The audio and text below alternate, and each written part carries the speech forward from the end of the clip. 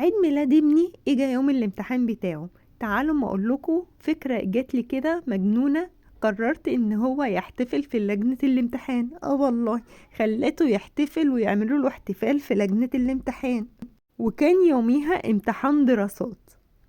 طبعا مروان لجنة خاصة، يعني لجنة دمج، واللي في اللجنة زي مروان بالظبط، نفس ظروفه ونفس حالته. قررت ان هو يروح يحتفل مع اخواته عشان هو بيحب المدرسة وبيحب المدرسين وبيحب اخواته اللي هناك. نزلت على طول السوق وقمت جايبة مصاصات، وجبت بسكوت ونايتي، وجبت مقرمشات، وجبت كمان بسكوت اللي هو محشي بالعجوة، وجبت بلالين.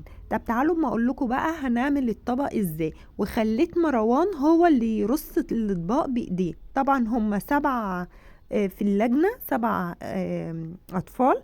فقررت إن أنا أعمل لهم 12 طبق بزيادة عشان اللي يعوز أو حاجة. فقررت بقى إن الطبق يبقى إيه، عبارة عن حاجات مغلفة كده عشان ما يعكش ايديهم، عشان هما ما بيقدروش يتحكموا في ايديهم، واللي قاعد على كرسي، واللي ما بيعرفش يفتح يعني ياكل لوحده او حاجة. فقررت ان انا اعمل لهم طبق كده. الطبق عبارة عن نايتي وبسكوت وكيس صغير كده فيه بسكوتة بعجوة، وفيه مقرمشات والمصاصة الحلوة دي، وكمان بالونة. وغلفتهم بالاسترتش، وحطيت كل واحدة في كيس، وخليت مروان يطلع الكيس ويدي لاخواته في قلب اللجنة. عايزة اقول لكم انه كان فرحان ومبسوط جدا.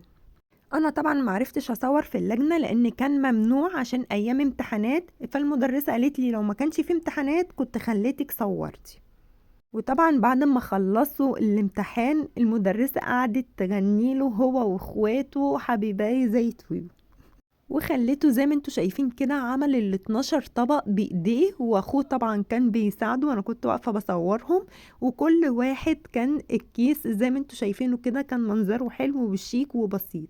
هدفي من الفيديو، انت لو بنتك في الحضانة او في المدرسة ممكن تفرحيها بحاجة بسيطة خالص ان شاء الله يا رب. نايتي تدي لكل واحدة، نايتي او بسكوتة في المدرسة. وعايزة اقول لكم بجد هيبقوا فرحانين جدا. ونشوفكم في فيديو جديد، والسلام عليكم.